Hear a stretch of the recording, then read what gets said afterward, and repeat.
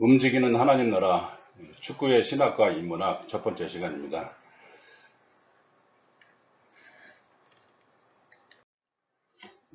첫 번째 샬롬 축구의 의미에 대해서 잠깐 말씀드리는데요. 저희가 하는 축구가 지금 샬롬 축구라고 이름을 붙였거든요. 이 샬롬 축구가 나올 때까지 제가 과정을 잠시만 설명드리겠습니다. 저는 아마추어 축구 선수입니다. 저희 그 축구 이력을 잠깐만 말씀드리면, 제가 초등학교 6학년 정도에 그때 이제 입시가 폐지된 것을 이제 저희가 축구하면서 매일 축구했습니다. 수업 끝나고 저녁 공이 안 보일 때까지 계속 매일 축구를 했었고, 중학교 가서는 이게 막 계속 대회 나가는 축구부가 아니라 이제 무슨 대회 있으면 급조해서 나가는 그 축구부가 있었는데, 그것마저도 제가 다 하지 못하고 그냥 그 축구부가 전원 야구부로 전환이 됐어요. 어느 그 신설 고등학교에서 야구부를 창단하는데 그 축구가 필요하다 그래가지고 축구하는 아이들이 거의 다 야구를 했습니다. 그래서 체육 선생님이 교문에서 지키고 있으면서 축구 잘하는 아이들을 야구부로 이제 권면하던 시대인데, 저도 체육 선생님 만나서 계속 권유를 당했는데, 축구하고 야구는 사실 많이 다르거든요. 야구도 그냥 기본은 하지만 야구 선수는 정말 제가 취미가 없었습니다. 그래서 그 결국에 하지 못했고, 또 고등학교 가서도 그 학교는 또 농구가 또 농구를 주로 하는 학교였어요. 거기서도 할 기회가 없었고, 또 그러다가 뭐 이제 또 신학교 가고 또 군대 가고 이러면서 더 이상의 축구 선수는 할 수가 없었습니다. 근데 사실 그 축구를 이제 독학으로 많이 했지만 워낙 많이 하고 또 하다 보니까 사람들이 저를 보면 항상 이렇게 막 혼동이 됐습니다. 그러니까 아마추어하고 축구 선수하고 그 경계선에 있었던 그런 실력이었나 봐요. 그러니까 너 어디서 축구했어? 축구 해봤냐? 뭐 맨날 이런 식으로 물었었는데, 그러면서 저는 개인적으로 큰 고민거리가 있었습니다. 왜냐하면 축구 경기를 하고 나면 정말 어떻게 좀 즐겁고 의미도 있고 이래야 되는데, 항상 축구 끝나면은 안 좋을 때가 더 많았습니다. 특히 이제 교회 간에 축구를 하거나 또 우리 믿는 사람끼리 축구할 때 대부분 안 좋게 끝나는 경우가 많잖아요. 예를 들면 대회를 하면 교회와 교회 간의 대회라고 경기라고 생각하면은 얼마나 정말 즐거워야 됩니까? 근데 항상 경쟁하다 보니까 작은 교회는 작은 교회대로 또 큰 교회는 큰 교회대로 서로의 자신의 교회의 명예를 걸고 이기려고 하다 보니까 무리를 하게 되죠. 그 중에 가장 안 좋았던 게, 이기려다 보니까 교회에 안 다니는 학생들을 갑자기 데려오는 경우죠. 저도 지금 생각해도 거의 우리는 정말 상당히 일종의 범죄 행위라고 생각을 해요. 그 친구들이 이제 교회의 첫 번째 이미지를 형성하는 게 아마 축구였을 텐데, 교회를 어떻게 생각했을까 굉장히 좀 생각할 때마다 좀 많이 무겁습니다. 그렇게 하다가 제가 미국에 이제 29살 때 미국으로 이제 건너갔는데, 미국 도착하니까 가장 저 가슴을 뛰게 만든 게 이 지역마다 그 도서관이 참 좋은 도서관이 많다는 것과 이 천연 잔디로 심어진 그 축구장이 어느 동네나 있는 거예요. 그것도 정식 그 국제 축구를 할 수 있는 정도의 그 큰 축구장들이 많이 있었고, 파란 그 천연 잔디에 사람도 별로 없어요. 하는 사람도 없고. 그리고 그것이 정말 가슴을 뛰게 만들었는데, 미국 가서도 마찬가지. 또 교회나 뭐 노회나 이렇게 축구 시장을 하다 보면은 서로 경쟁하다 보니까 결국에는 아무런 의미도 없고 오히려 그 원수가 되는 경우가 상당히 많이 있었습니다. 서로 다치고 뭐 그냥 서로 막 싸우기도 하고, 그러면서 제가 큰 회의가 들었어요. 축구는 너무 좋고 재밌는데 왜 우리는 이거밖에 할 수 없을까?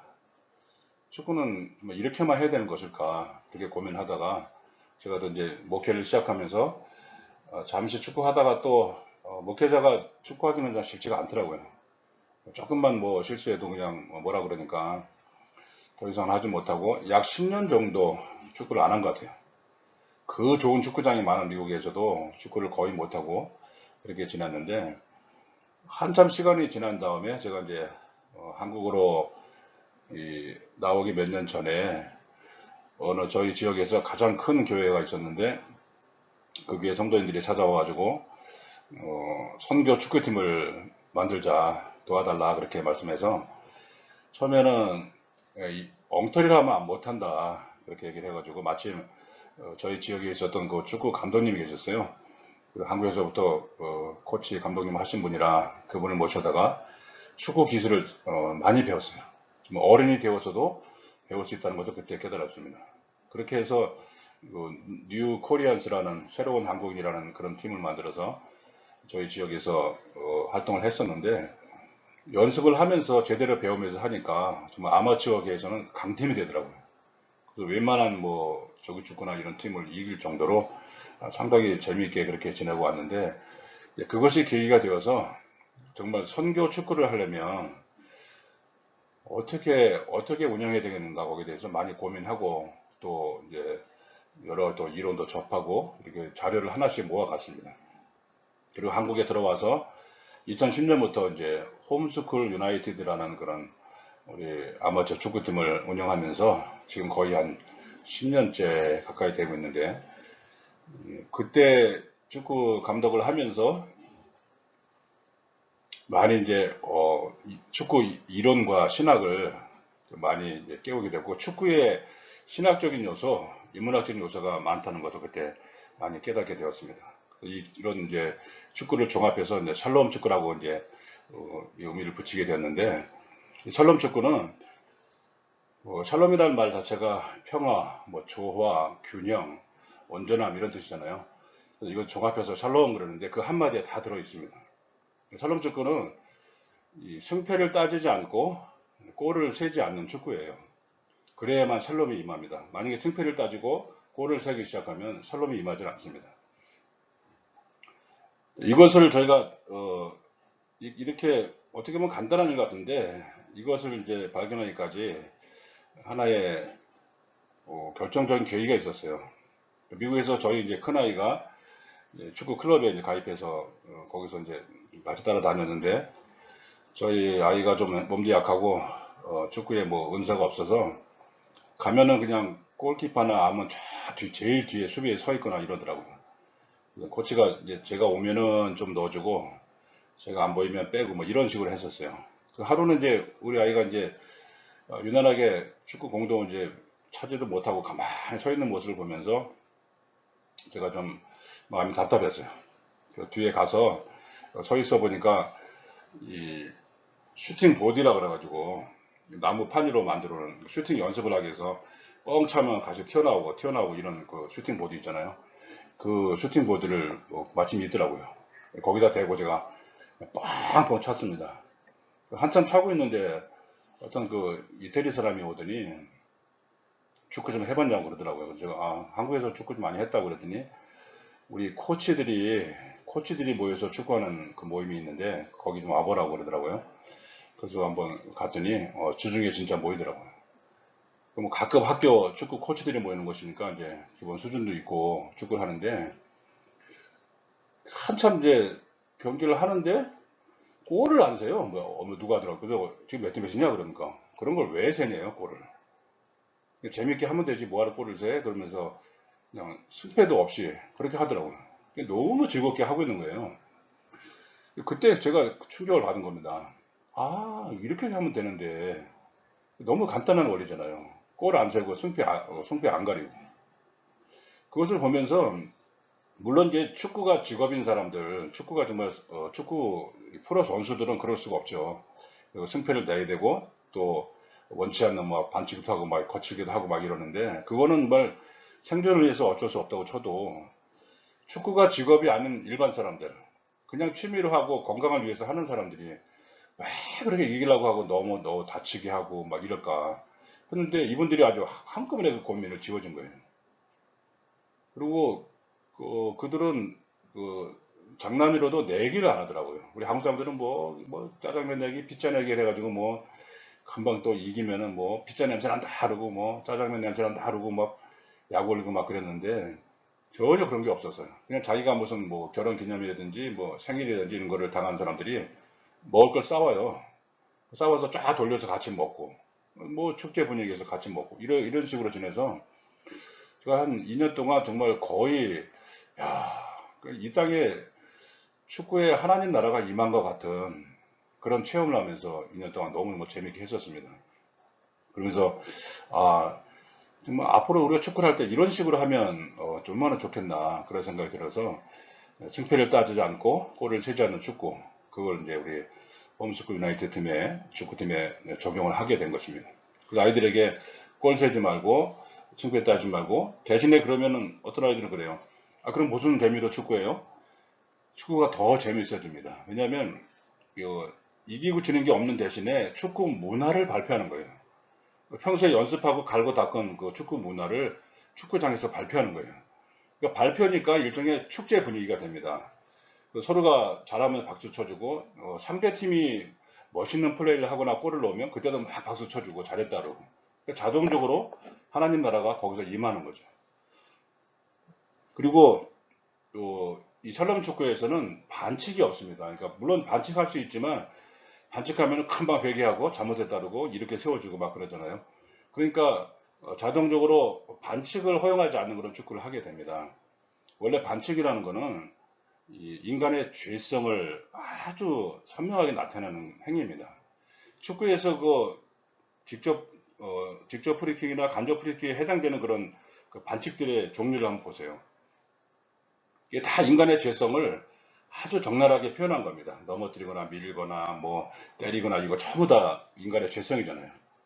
그러니까 인간의 죄성이 들어있는 반칙을 될 수 있으면 안 하는 겁니다. 그리고 어쩔 수 없이 했어도 금방 그냥 회개하고 잘못했다 그러고 이렇게 되면은 이제 하나님 나라가 그 안에 임하게 되는 거죠. 그러니까 일단은 반칙을 거의 안 하는 축구를 하게 되니까 축구 기술을 마음껏 발휘할 수 있는 겁니다.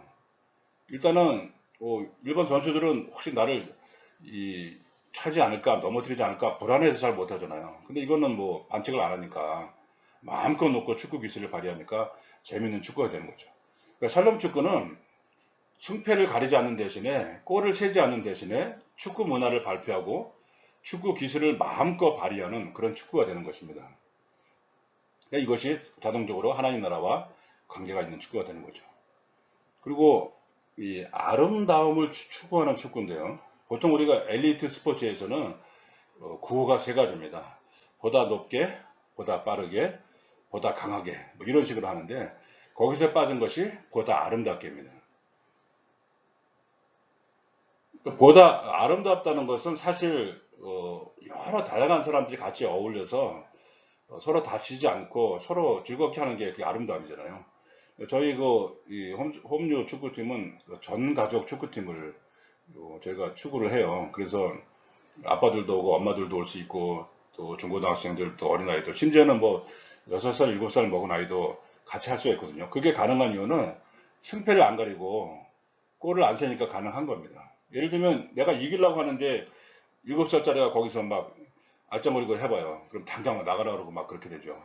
그렇게 할 수 없어서 이런 축구가 가능하게 되는 게 바로 아름다움을 추구하는 축구입니다. 이렇게 되면은 전 가족이 참여할 수 있는 그리고 또 하나 좋은 거는 잘 다치질 않아요. 서로 막 보통 다치는 경우는 이기려고 하다가 무리해서 자기가 다치거나 상대방을 다치게 하는 거거든요. 그런 것을 봤을 때 축구 문화를 발표하고 축구 기술을 발휘하는 축구, 이 샬롬 축구입니다. 이것이 굉장히 재밌는 축구가 됩니다. 이런 축구를 저희가 지향하고 있고요.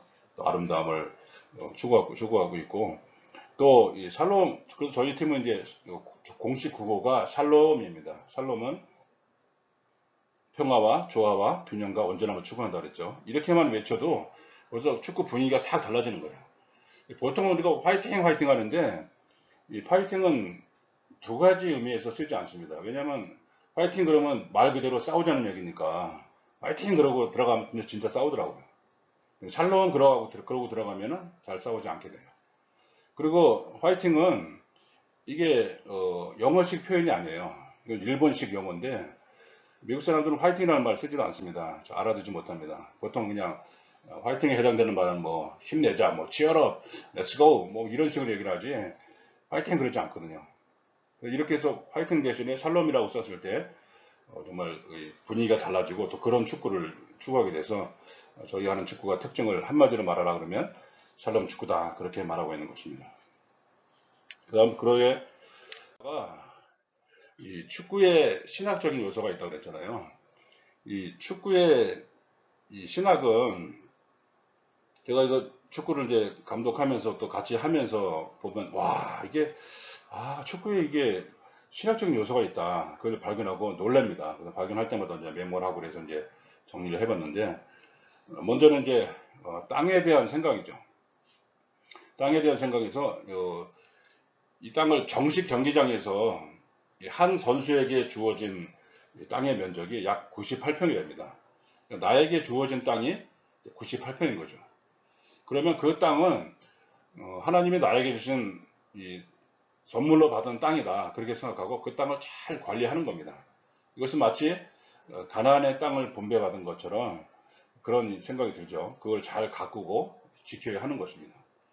축구라는 경기의 특성은 이 땅을 열고 닫고 좁히고 넓히고 하는 그런 경기입니다.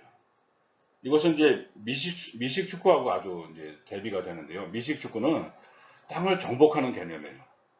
그래서 그거를 막 계속 전진하면서 땅을 정복해 나가고 그러면서 일종의 이제 물리적인 힘을 사용하게 되죠.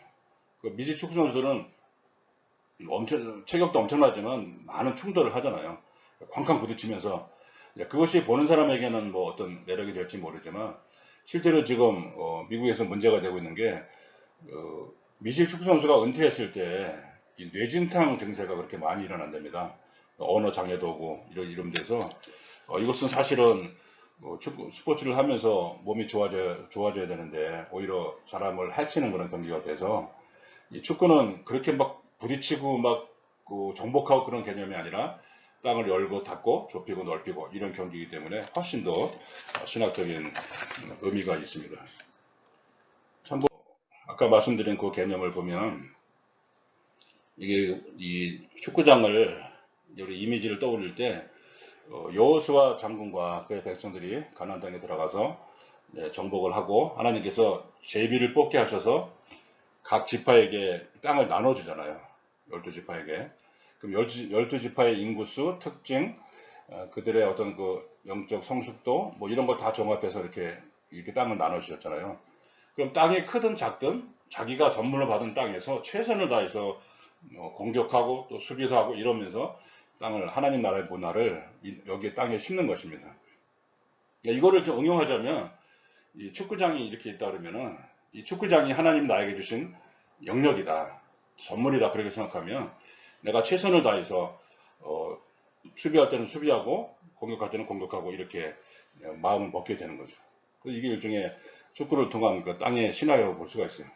이거를 잘 응용하다 보면은 아주 정말 그 신학적인 요새를 하면서 깊이 있게 들어가게 됩니다.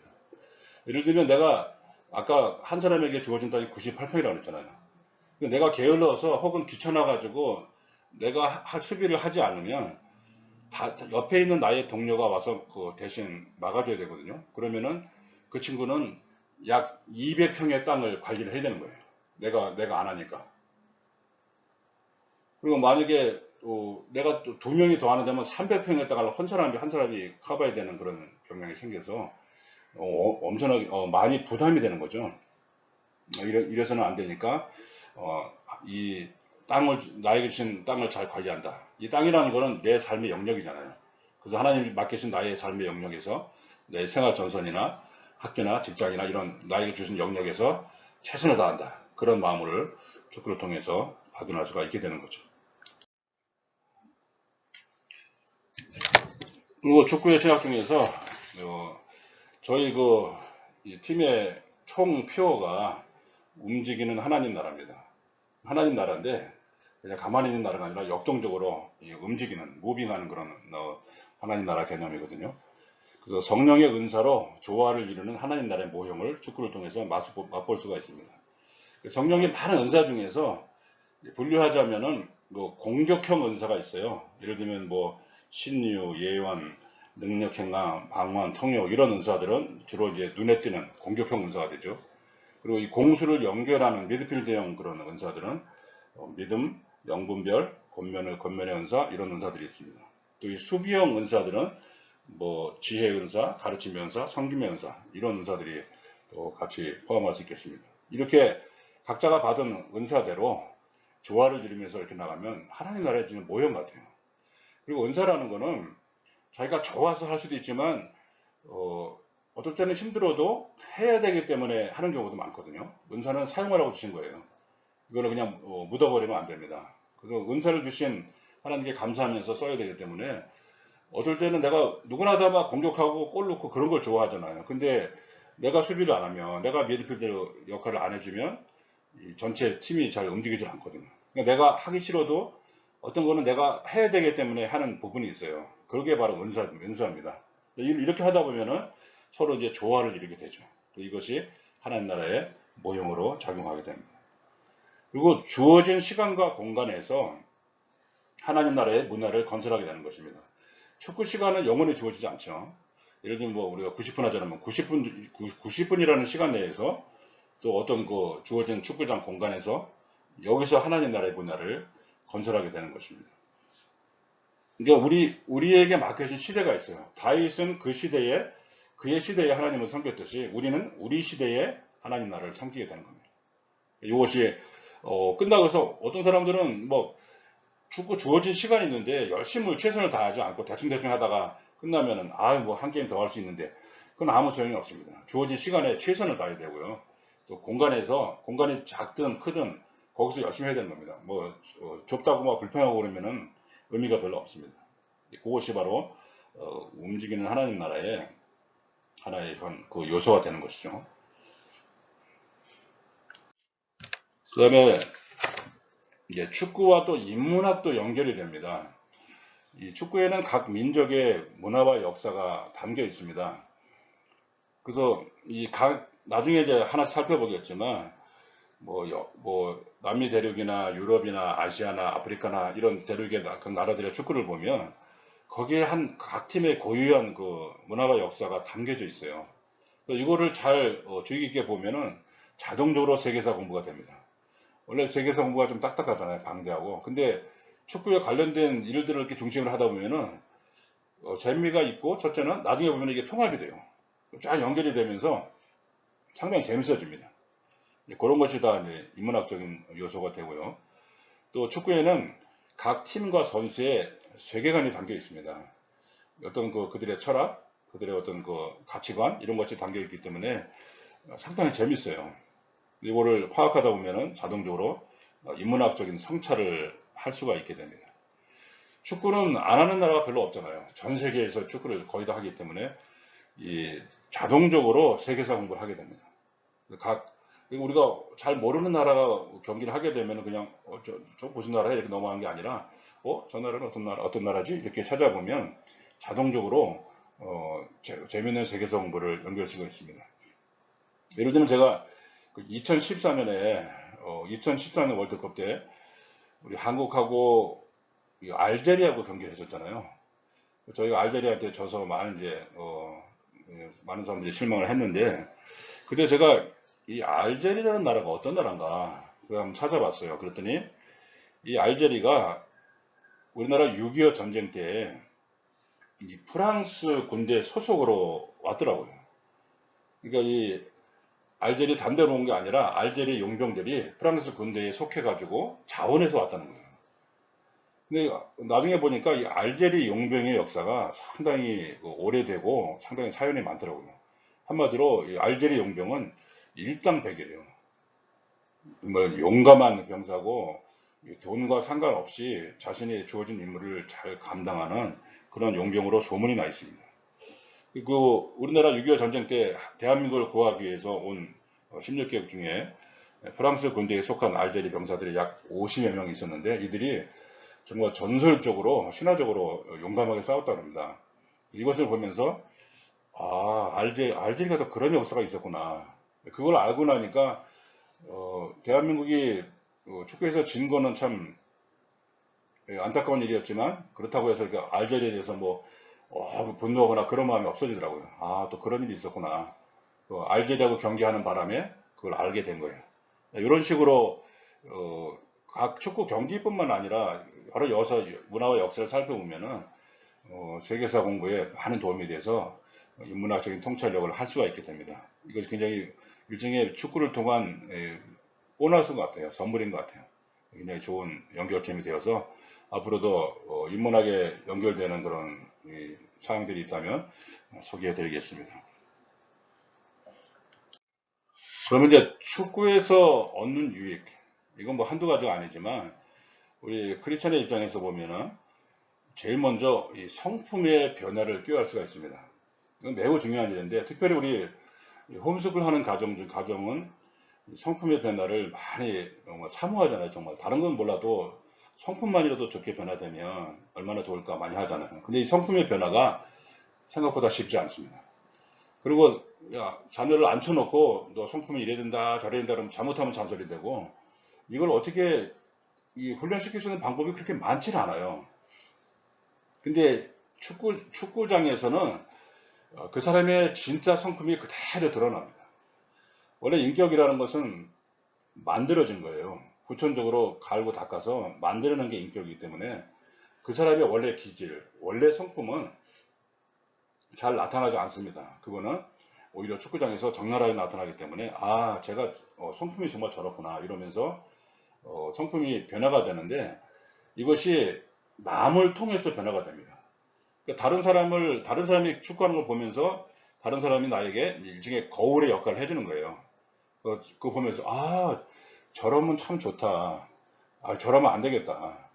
상대방의 행동을 통해서 좋고 나쁜 거를 자기가 판단하기 때문에 변화가 됩니다. 아, 저러면 안 되겠다. 그래서 고치는 거고, 이거는 참 좋다. 또 배우게 되고, 이렇게 해서 성품의 변화가 축구장에서 이루어집니다. 특히 우리는 성령의 9가지 열매를 기억하고 있는데, 성령의 9가지 열매를 한 가지로, 이게 이제 여러 열매라고 생각하면 한 가지로 이렇게 종합한다면 사랑이잖아요. 그래서 이 사랑의 성품이 이 축구를 통해서 이걸 얻을 수가 있습니다. 실제로 이 강한 팀이 되는 비결은 서로 사랑하는 것이랍니다. 미국에서 그 미식축구의 전설적인 코치가 인터뷰할 때 그 얘기를 했어요. 그토록 강팀을 만든 비결이 뭐냐 그랬더니 처음에는 뭐 좋은 선수, 좋은 감독, 에이 그거는 다 아는 거고, 근데 기자들이 막 진짜 비결이 뭐냐 그랬더니 내가 말하면 듣겠느냐 그랬더니 듣겠다고. 그랬더니 서로 사랑하라. 거기에 있다는 겁니다. 그러니까 이것이 팀원끼리 서로 사랑하지 않으면 강팀이 될 수 없다는 겁니다.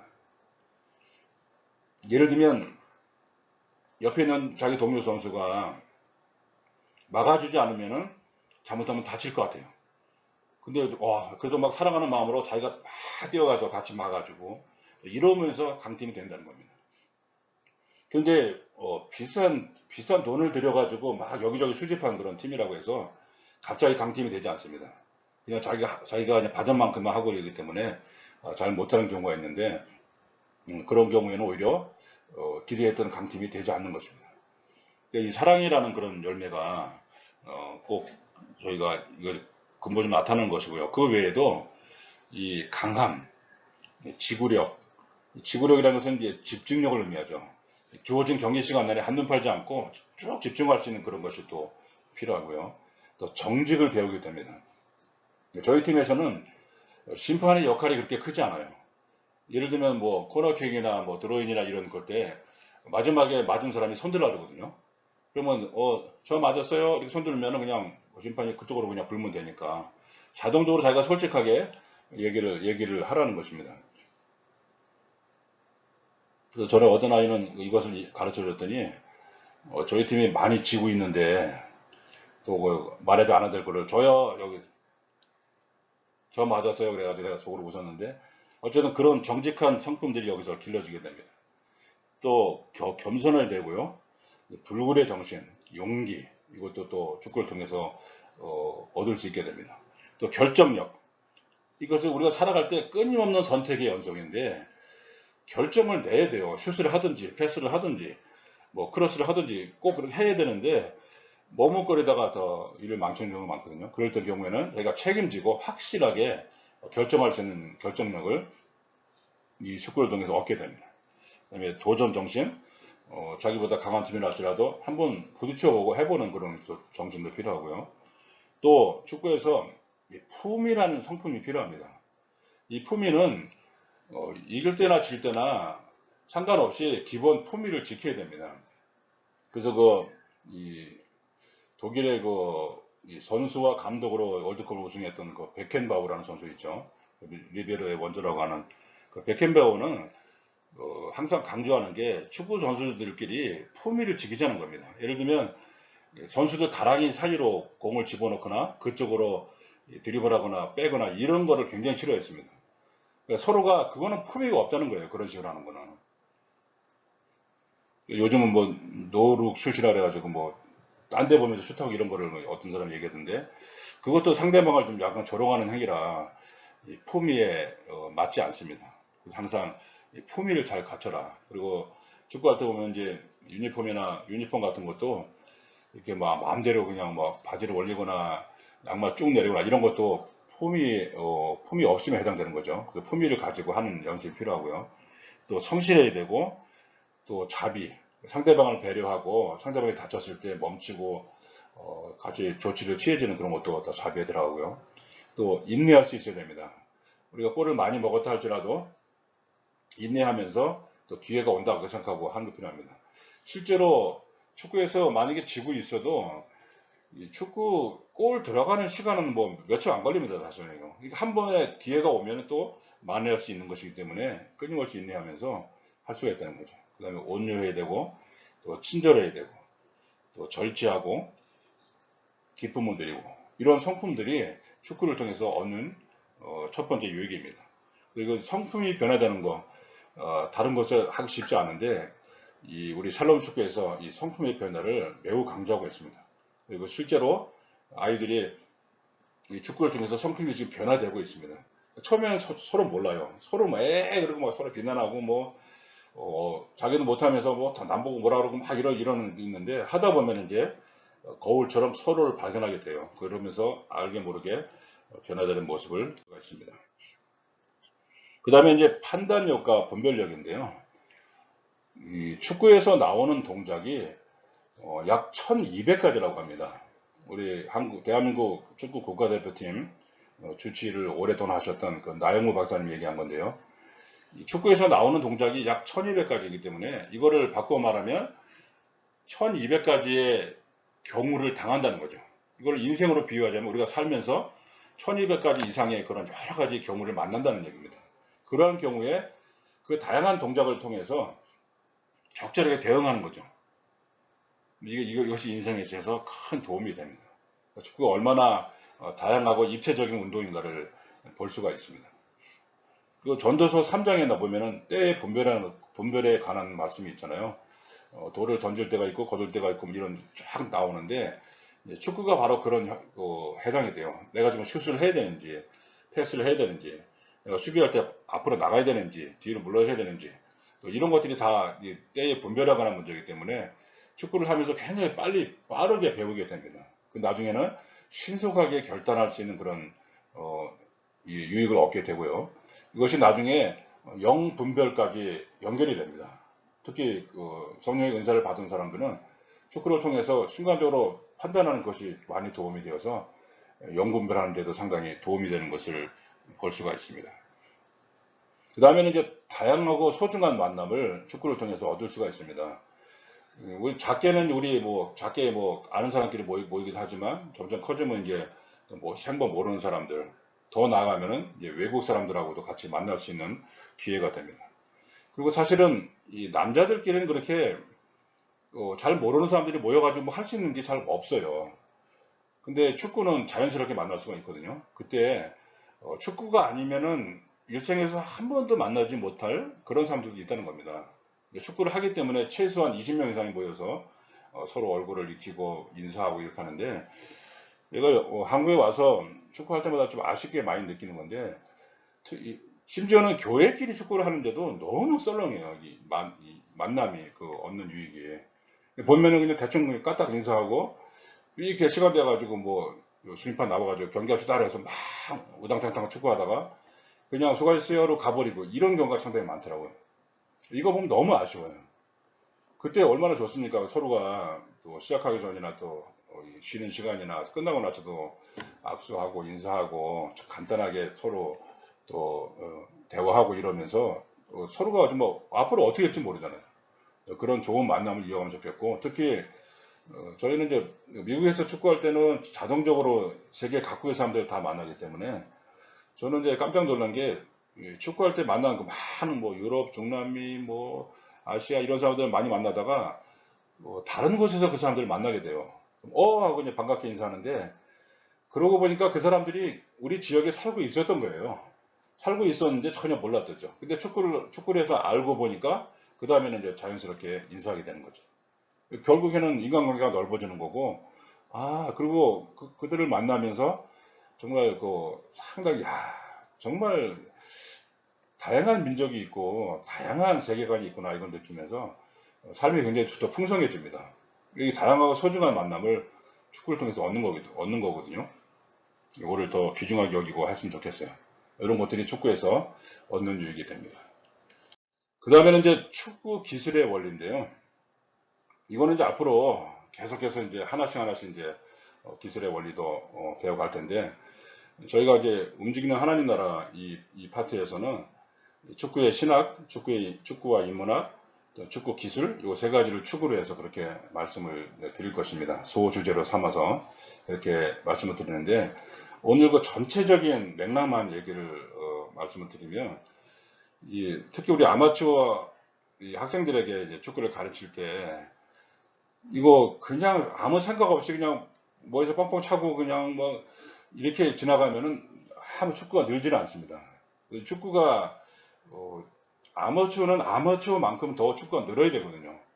1년 전이나 2년 전이나 똑같이 늘지 않으면 그 의미가 별로 없습니다. 그래서 축구 기술도 이 공부의 원리가 똑같습니다. 축구를 잘하면 공부를 자동적으로 잘하게 돼 있어요. 원리가 같기 때문에 그렇습니다. 축구는 잘하는데 공부를 못한다 하면은 그런 친구들은 좀 게을러서 그런 거예요. 안 해서 그렇지 실제로 하면은 대부분 잘하게 돼 있습니다. 축구와 공부는 놀랍도록 원리가 비슷해요. 첫째는 원리를 알아야 되고, 둘째 원리를 알았으면 반복해서 연습을 해야 됩니다. 그러면은 축구를 잘하게 돼 있어요.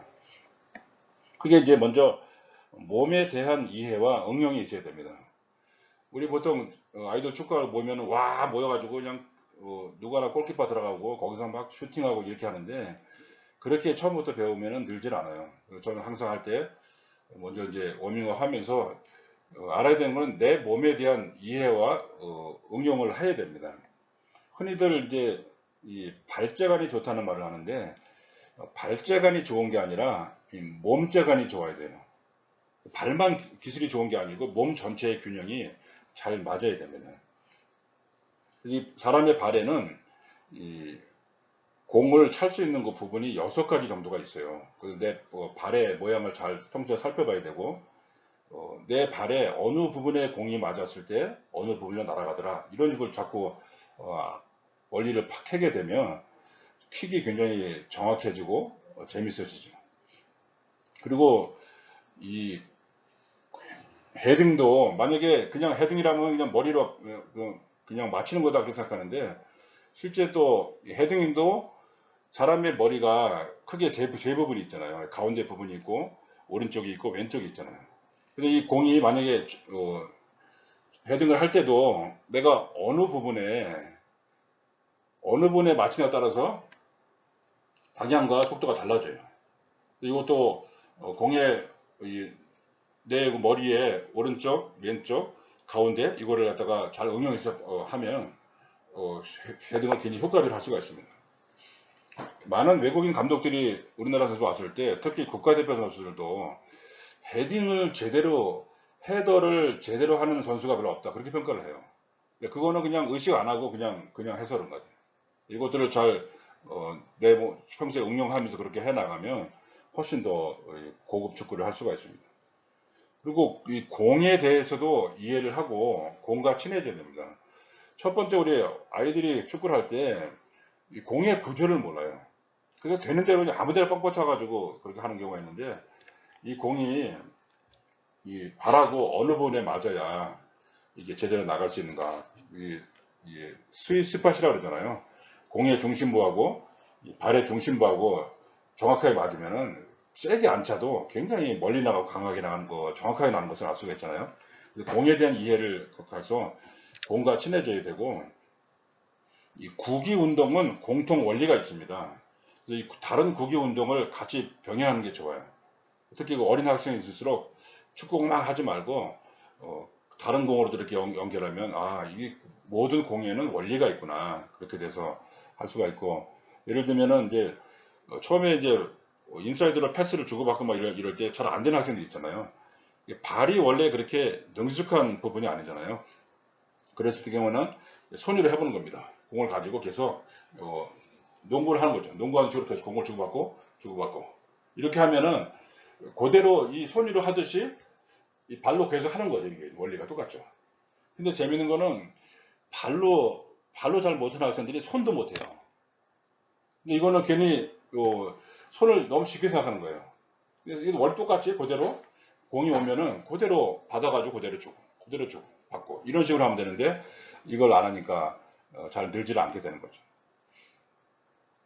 이거를 하나씩 다른 구기 운동에서 공통의 원리를 터득하면 훨씬 더 빠르게 배울 수 있습니다. 예를 들면 그 야구를 할 때에도 포수가 이게 공이 날아왔을 때 이게 숨을 내쉬는 상태에서 공을 받으면 공이 맞고 튀어나갑니다. 그렇게 되면 자면 폭투가 돼가지고 이제 진루를 막 허용하게 되는데, 이때는 이 포수가 숨을 들이마시면서 최대한 이렇게 몸을 가볍게 만들면 공이 맞더라도 안쪽으로 떨어지게 되죠. 축구의 그 트래핑이나 스타팅 원리가 그렇게 됩니다. 이 몸에 힘을 빼고 숨을 멈춘 상태에서 가볍게 받으면 공이 강하게 날라와도 차차 떨어집니다. 요거를 잘하는 사람이 이제 축구를 잘하는 사람이 돼요. 그런 원리를 우리가 할 수가 있게 되고, 나중에 뭐 농구, 배구, 탁구 하도 공을 하는 운동은 다 같은 공통의 원리가 있어요. 그거를 배우게 되면 훨씬 더 재미있는 축구를 할 수가 있게 됩니다. 그리고 보통 축구의 가장 기본이 뭐라고 생각하니, 그렇게 얘기하면 이제 슛이요, 드리블이요, 막 이런 얘기를 하는데, 축구할 때 가장 기본이 되는 원리는 스텝입니다. 발놀림이에요. 이 스텝을 하지 못하면 축구를 할 수가 없습니다. 근데 이 스텝을 응용하게 되면은, 사실 우리 복싱은 이제 서로 사람은 때리고 맞고 그러니까 건장하기는 힘든 운동이지만, 하나 응용할 수 있는 거는 이게 스텝이에요. 권투는, 복싱은 그 스텝이 없으면 할 수가 없는 운동이거든요. 그들이 이 줄넘기를 하는 이유도 여러 이유가 있겠지만, 그 중에 하나가 스텝을 가볍게 만들어주는 거예요. 계속해서. 그렇게 하면서 이 가볍게 스텝을 움직이고, 전진할 때, 후퇴할 때 이런 것들을 움직여주면 훨씬 더 축구를 잘할 수 있게 됩니다. 그리고 축구 기술에는 지혜가 필요합니다. 그러니까 아무렇게나 하면은 느는 게 축구가 아니고요. 이 지혜가 필요한데, 일종의 축구의 원리하고 같이 응용되는 거죠.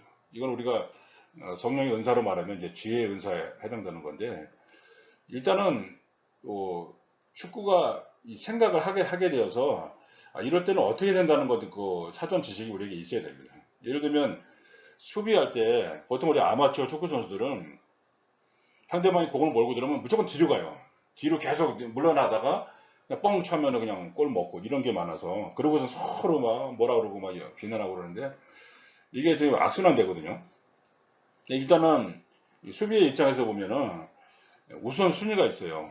누구를 제일 먼저 막아야 되는 거야. 제일 먼저 막아야 되는 사람은 슛을 하는 상대방 선수입니다. 상대방이 슛을 하려고 하면은 누구든지 슛을 못하게 가서 막아야 돼. 일단은 튀어나가서 먼저 막아줘야 되고, 그 다음에 막아야 되는 사람들이 이제 크로스 올리는 사람, 그 사람 막아줘야 되고, 이런 원리가 있거든요. 그러면은 훨씬 더 이 수비하는데 서로가 이게 지혜죠. 수비의 지혜가 되는 거죠. 그리고 아까 스텝을 말씀드렸는데, 이 세 걸음의 법칙이라고 그래가지고, 보통 우리가 축구할 때 삼각형 형태를 이루어야 되잖아요. 삼각형 형태를 이루면서 주고받고 이제 빠져나가야 되는데, 세 걸음의 법칙이라는 거는 빠르게 옆으로 혹은 뒤로, 전후 좌우로 빠르게 세 걸음만 움직이면은 이 공간이 생긴다는 겁니다. 가만히 서 있으면 안 되고, 빠르게 탁탁 세 번 정도 움직이면 무엇인데 할 수 있는 공간이 생기기 때문에 훨씬 더 효율적인 축구를 할 수가 있게 되는 거죠. 이게 다 축구의 지혜입니다. 그리고 항상 축구공이 왔을 때 공을 받을 때 좌우를 살펴보고 앞뒤를 살펴보고 그리고 공을 받아라. 이건 굉장히 상식적인 일인데 이것이 정말 훌륭한 선수와 평범한 선수하고 나누는 기준이 돼요. 이거를 가장 잘하는 선수 중에 하나가 이제 스페인의 그 사비 선수라고, 사비라는 선수가 그렇게 별로 이렇게 축구 선수로서는 키도 작고 그런 편인데도 이거 하나 잘해가지고 세계적인 선수가 됐죠. 항상 공이 오기 전에 미리 생각하고 있다가 나한테 공이 오면 어떻게 처리하겠다. 그게 판단이 빨리 쓰는 거예요. 계속 그냥 원터치로 패스를 해주고 이러면서 세계적인 선수가 됐고, 손흥민 선수도 그 아버지의 지도를 따라서 어렸을 때부터 그런 훈련을 했다 그러잖아요. 서로 좌우를 보고 공을 받고 그런 훈련을 해가지고 토트넘의 감독이 그것을 유심히 봤다는 그런 기사가 있었습니다. 이렇듯 축구에는 지혜가 필요하고, 그리고 이 공에 이 박경화 선생님이 그런 얘기를 하셨는데 공에 생각을 담아서 보내라는 거예요. 공이 굴러가는 모습을 보면은 거기에 그 사람의 생각이 담겨 있다는 거예요. 이걸 제대로 주겠다는 얘기인지 아니면은 얘다 그냥 너나 받아라 이런 식인지 아니면은 자기가 뺏길 것 같으니까 급하게 주는 건지 다 공에 생각이 담겨 있다는 거예요. 확실한 생각을 담아가지고 내가 누구에게 주겠다 혹은 어디로 주겠다 이걸 결정하라는 거예요. 그러니까 축구하면서도 끊임없이 빠르게 생각하면서 판단을 할 수가 있게 되는 거죠. 이것이 상당히 지혜가 필요해서 앞으로도 항상 축구를 정말 지혜롭게, 이거를 SQ라 그래가지고 축구 지능이라 그러는데 이 지능과 더불어서 지혜가 있어야 됩니다. 아, 축구의 원리가 이렇구나 이러면서 계속 배워나갈 수가 있게 되는 거죠. 마지막으로 축구 그러면 우리가 선교를 하려면 실제적으로 어떤 자세를 가지고 있어야 되는가. 실제로 많은 교회에서 축구를 하거나 크리스천 팀들이 축구를 할 때는 이제 명분이 있어야 되니까 대부분 축구 선교를 한다고 말합니다. 근데 실제로 축구 선교를 제대로 하는 단체가 많지는 않아요. 실제로 이거는 표어뿐만 아니라 실제로 그렇게 할 수 있어야 됩니다. 그렇게 할 수 있으려면 첫째, 시편 78편 72절에 있는 것처럼 마음의 성실함과 손의 공교함, 이것이 있어야 됩니다. 마음의 성실함은 자세죠. 매너라고 볼 수가 있고요. 이 공교함이라는 것은 이제 기술입니다. 스킬입니다. 바꿔 말하면 이제 발의 공교함 그렇게 볼 수가 있겠죠. 그런 식으로 해서 다윗이 그랬잖아요. 마음이 성실하고 실제로 맹수들과 싸워서 이길 수 있는 실력을 그는 10대 때부터 이미 키웠던 겁니다. 그래서 나중에 골리앗 싸울 때 골리앗을 다른 사람들이 외모만 보고 다 무서워했지만 다윗이 보기에는 자기가 수없이 죽였던 사자나 이 곰 같은 그런 존재를 본 거예요. 자신의 이 비밀 병기인 물매트를 사용해서 단번에 제압을 한 것을 볼 수가 있습니다. 항상 이 축구 선교를 하려면 이 축구 선교팀이 성실함과 공교함이 같이 갖춰져 있어야 됩니다. 저희가 미국에서 있을 때 이제 재미있는 경험을 했었는데 저는 저희 교회 주변에 베트남 사람들이 많이 있었어요. 옛날에 보드 비프라 그래가지고 난민들이 미국에 많이 들어와서 어쩌면 이 타운을 이제 형성하고 있었는데 제 마음속에 그들이 많이 부담으로 왔었어요. 저들 어떻게 정말 교제하고 전도도 했으면 좋겠다 그런 생각을 가지고 있었는데 그들이 축구를 엄청 좋아합니다. 베트남 사람들이. 지금도 뭐 마찬가지지만 정말 축구 좋아하는 사람들이에요. 근데 가끔 이제 이 축구 경기를 시합을 했는데 그때는 저희가 너무 약해가지고 이 친구들이 계속 축구 몇 번 하더니 안 오는 거예요. 재미가 없어가지고. 그래서 이제 만나질 못하고 있었는데 어느 날 저희 교회에 이제 전 국가대표 출신이었던 우리 한국 분이 선교 집회하러 왔었어요. 그래서 제가 부탁을 드렸더니 흔쾌히 예배 후에 축구를 해주겠다 그래서 저희 팀하고 또 베트남 축구팀하고 축구를 한 적이 있었습니다. 근데 그때 서로 난타전을 벌이다가 저희가 그 선교사님 활약에 힘입어가지고 5대4로 이긴 적이 있었습니다. 그래서 오랜만에 좀 있어서 참 감사하고 이제 같이 그렇게 있었는데 그 다음 주에 저희가 예배를 마치고 이제 이쪽으로 친교실로 이동하고 있는데 베트남 사람들이 쫙 서 있는 거예요, 밖에.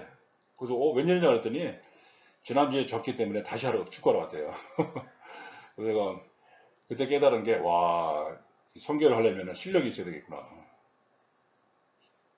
그런 생각이 들어서, 아, 성실함과 공교함을 같이 가져야 되겠구나. 그런 생각을 했었습니다. 지금도 마찬가지입니다. 예를 들면 뭐 교회나 그리스도인 단체팀이 축구를 일반 팀하고 뭐 전달하고 하는데 축구 실력이 안 따르면 재미가 없죠. 그래서 한두 번 이상은 안 할 겁니다. 항상 실력을 갖춰야 되고, 그러니까 선교하는 여러 도구가 있잖아요. 예를 들면 내가 악기로 선교를 하겠다, 혹은 찬양으로 선교를 하겠다 그러면은 그냥 연습하는 게 당연하잖아요. 일주일에 두세 번이라도. 근데 이상하게 축구 선교를 한다는 분들이 연습을 잘 안 해요. 평소에 연습 안 하고 그냥 와서 하고 그러니까 늘질 않죠. 그래서 항상 내가 연주나 찬양 선교 하듯이 축구 선교를 하겠다, 그런 마음이 있어야 되고요.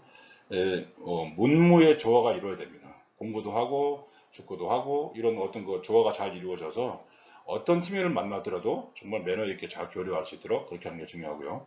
그다음에 샬롬 축구를 이제 실천하는 거예요, 실제로. 이게 축구 하다 보면은 서로 막 거칠어지거나 승부욕이 생기거나 막 이렇게 되면은 흐트러지게 됩니다. 이거 항상 의식하면서 우리가 왜 이런 축구를 하나 이러면서 샬롬 축구를 하게 되는 거죠. 그리고 저 전에 일본 갔을 때 그 일본에 계신 우리 선교사님에게 들은 얘기인데요. 일본에 어떤 그 한국에 있는 그 교회 선교 축구팀이 왔었대요. 그래서 좋은 마음으로 왔겠죠. 얼마나 준비를 많이 했겠습니까. 그게 일본 사람들하고 같이 이제 축구를 하는데 하다 보니까 막 이게 막 조금씩 막 승부욕이 생기니까 이제 거칠어지는 거예요. 그리고 어떤 그 일본 중학생이 어떤 어른을 이제 막 아마 심한 반칙을 했나 봐요. 그러니까 마침 또 그 반칙을 당한 그 어른의 아들이 거기서 같이 뛰고 있었대요. 그러니까 이 아들이 뭐 화가 나니까 그 일본 중학생을 아마 때렸는지 하여튼 뭐 거칠게 밀었든지 하여튼 이렇게 좀 반칙을 했나 봐요. 그러니까 거기서 뭐 확 싸움이 붙어가지고 그냥 경기가 중단됐답니다. 이 선교하러 갔다가 이 민족애가 또 가족애가 발동된 바람에 이게 또 막 싸움이 돼가지고 결국에는 제대로 하지를 못하고 돌아왔다는 그런 얘기를 들었는데요. 그러고 싶죠. 처음에는 좋은 마음으로 하다가 승부욕이 발동하면 꼭 그렇게 됩니다. 항상 서로 조심해야 되고 샬롬 축구를 최대한 실천할 수 있도록 그렇게 하는 것이 굉장히 중요하겠죠. 그리고 저는 축구의 최고 경지를 예배하듯이 하는 축구, 그렇게 지금 제가 여기서 이제 제목을 뽑았는데 이거를 실제로 제가 한번 경험했습니다. 미국에서 그 코치들과 이제 축구를 하는데 한 저녁 약간 이제 해가 지려고 하는 그런 무렵이었어요. 그때 그날따라 날씨가 너무 좋았고 그리고 저 게임도 너무 재밌게 했었고 서로 막 박수 쳐가면서 뭐 격려해주면서 마침 이렇게 주변을 보니까 세계 각국 민족이 다 모인 거예요. 여기 뭐 네덜란드, 독일, 뭐 유럽 사람, 좀 중남미 사람도 쫙 있고, 저는 뭐 자동적으로 이제 한국 대표가 됐고, 여기도 뭐 인도 사람이 있고, 이렇게 섞여가면서 쫙 웃으면서 축구하는데, 그때, 아, 이게 하나님 나라의 모형이구나. 정말 하나님 나라가 임한 것 같은 그런 체험을 했어요. 그러면서 축구하면서 굉장히 정말 말로 형용할 수 없는 눈물이 나더라고요. 그러면 또 그냥 막 눈물 쏟아지면서 땀 흘리면서 막 웃으면서 박수 치면서 막 이렇게 축구를 하고 나니까 끝나고 나니까 아, 이게 일종의 예배였구나. 예배하듯이 하는 축구를 한번 해봤어요. 그 뒤로 제가 꿈꾸는 것은 매번 그럴 수는 없겠지만 정말 저희가 잘 준비되어서 예배하는 마음으로 축구장에 들어갈 때 이제 축구장이 약간 성막을 연상하게 하는 요소가 있어요. 그래서 완전히 마침 성막에 들어가듯이 그런 준비된 마음으로 기도하는 마음으로 들어가서 좀 아름다운 축구의 하나님 나라 모형을 이루어갈 때 마치 예배하는 듯한 그런 몸짓으로 하나님을 찬양할 수 있을 것 같아요. 그걸 최고의 목표로 두고 그렇게 하면 우리가 선교도 하고 예배도 하고 아름다운 모습이 조화가 될 줄로 믿습니다. 오늘은 이제 저희가 왜 이 문발 서신 파티에 축구의 신학과 인문학 움직이는 하나님 나라 이 영역을 넣었는가를 저희들이 설명하면서 이 샬롬 축구의 이 기본 개념에 대해서 말씀드렸습니다. 앞으로는 상세한 그런 주제로서 소주제로 다시 한번 계속해서 여러분과 함께 은혜를 나누겠습니다. 감사합니다.